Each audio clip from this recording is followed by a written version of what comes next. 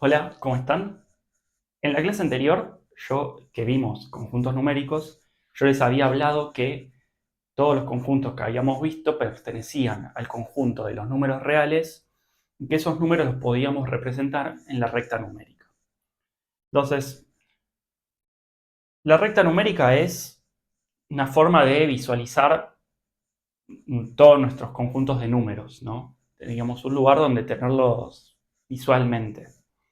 Entonces, ubiquemos algunos números de cada conjunto y veamos cómo ubicarlos, ¿no? Yo ubiqué el 0 ya, y después tenemos la recta va hasta menos infinito y va después hasta más infinito. Y acá, con los conjuntos que vimos, completamos esta recta. Bien, o sea, no hay número que nos quede sin cubrir, no hay espacio en la recta que nos quede sin cubrir. Ubiquemos, no sé, algunos números. Por ejemplo, de los números naturales, puedo ubicar el 1, el 2, el 3, no sé, acá puedo poner el 100, y así, ¿no? Después, de los números enteros, yo podría agregar el -1, el -2, el -3, el -100. Después tenemos los números racionales, ¿no? Que bueno, en realidad todos estos números también son racionales, el 1, el 2, el 3. Pero veamos alguno que esté expresado como fracción. Por ejemplo, yo acá puedo poner el 1/2, ¿o no? Acá puedo poner el 5/4, ¿no? Y de los números irracionales, puedo agregar por acá, por ejemplo, el número pi, ¿o no? El número pi, ¿cuánto es? 3,14, 15, 9 e infinitos números decimales, ¿no? Vayamos entonces con módulo.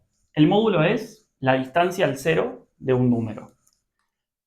Por ejemplo, si yo quiero saber cuál es la distancia del 0 al 2, bueno, ¿cuál es la distancia del 0 al 2?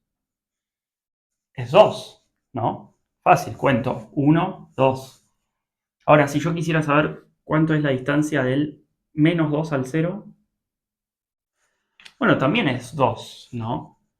Porque yo cuento la distancia, la cuento siempre en positivo, ¿no? Si yo quiero saber a cuántos metros está algo, no digo está a -3 metros o está a -2 metros.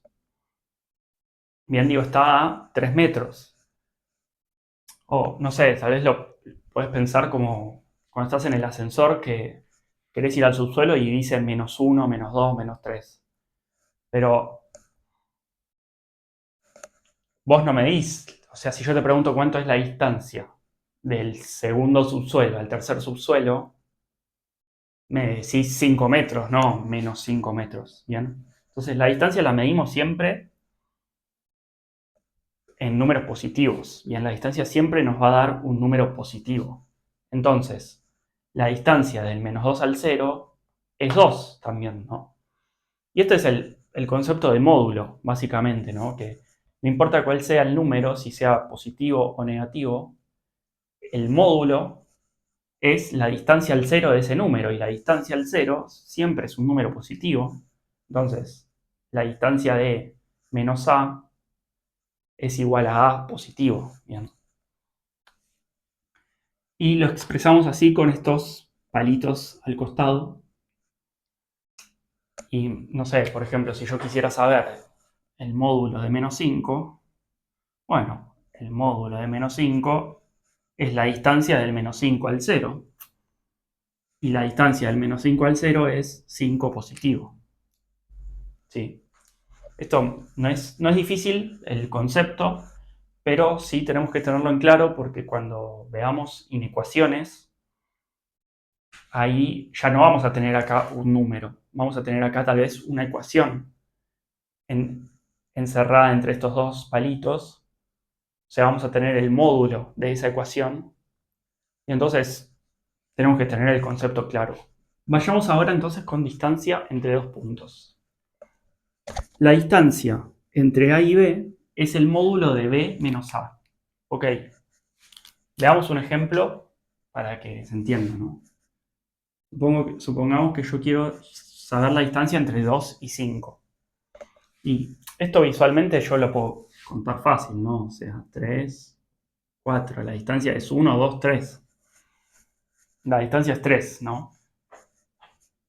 Pero matemáticamente esto sería la distancia entre 2 y 5 es el módulo de 5 menos 2.